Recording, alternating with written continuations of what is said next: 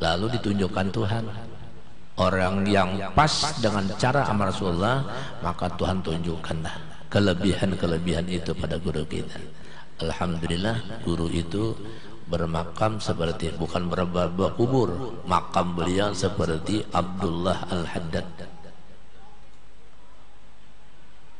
Abdullah Al-Haddad ini ketika guru dulu baca manaqib Abdullah Al-Haddad itu diantaranya adalah murid beliau yang mati atau meninggal dunia, tapi sudah setelah Abdullah meninggal dunia datang Sidin menemui di kubur,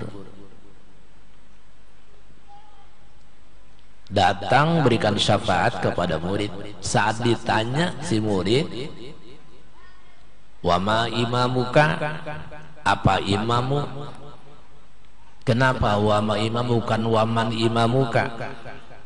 Karena biasanya man itu kan kaidah munau isim mausul untuk lil akil, untuk orang bakal.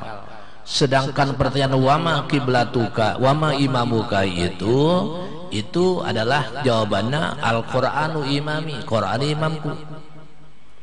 Maka dikatakan kan wama imamuka. Tapi justru murid Abdullah Al-Haddad ketika ditanya oleh malaikat Munkar dan Nakir setelah dibangunkan, diduduk berbaring beliau di liang lahat, dibangkitkan, didudukkan, fayuq idani, malaikat mendudukkan. Model itu berpaksaan modelnya. Nah didudukkan padahal liang lahat kubur itu rendah aja. Coba perhatikan kalau tanah kubur atau bis tanam liang lahat dihadapkan ke kiblat, si mayit itu mereng begini, bukan betelantang begini, mereng. Hidung ditancapkan di liang lahat, ujung kaki liang lahat diganjal di belakang si mayit supaya tidak terbah begini. Itu tujuannya. Maka pengganjalan itu pun kita bacakan ayat Quran. Di antaranya kalau biasa baca inna anzalnahu fi lailatul qadar sampai habis. 5 biji bacalah. Itu selalu dapat rahmat Tuhan dengan bacaan Quran yang namanya Al-Qadari itu. Lalu setelah seperti itu, nah mau ditutup sudah dengan dinding liang lahat itu dengan papan, baru ditemani tanah. Kayak apa bangun?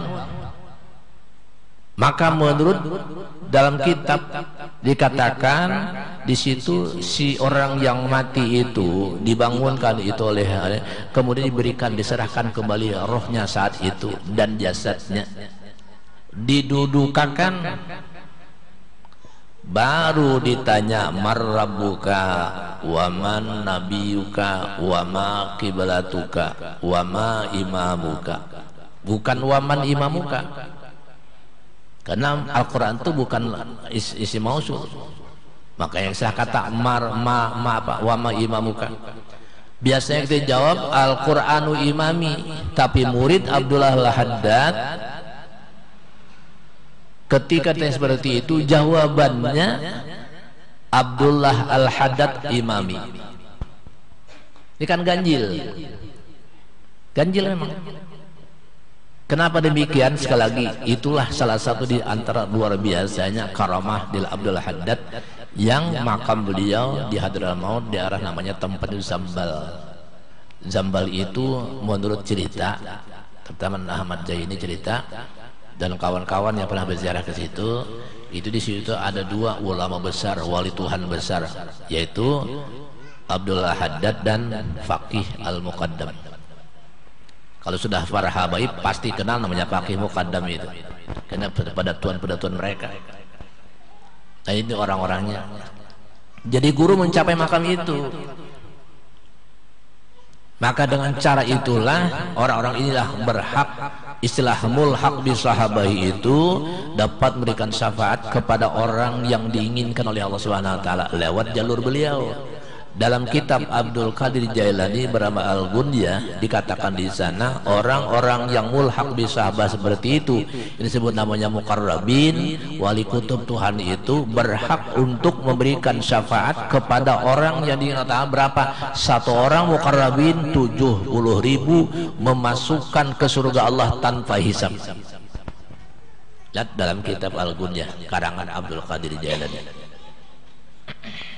Jadi guru makam seperti itu. Jadi alhamdulillah kita sempat pernah melihat sidin, pernah melihat foto sidin, dan pernah mendengar suara sidin. Artinya orang di zaman kita. Seandainya saya belum pernah belajar dengan guru, tapi paling kada pernah mendengar suara sidin lewat kaset, atau paling tidak mungkin kita pernah melihat gambar sidin.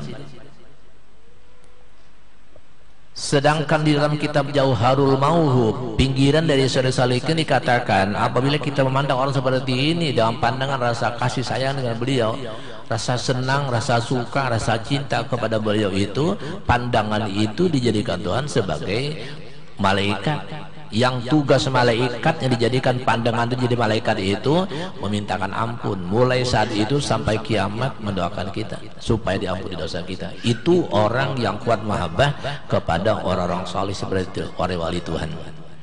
Oleh karena itulah maka orang saleh tadi itu semua berupaya untuk melaksanakan tadi qiyamul lail.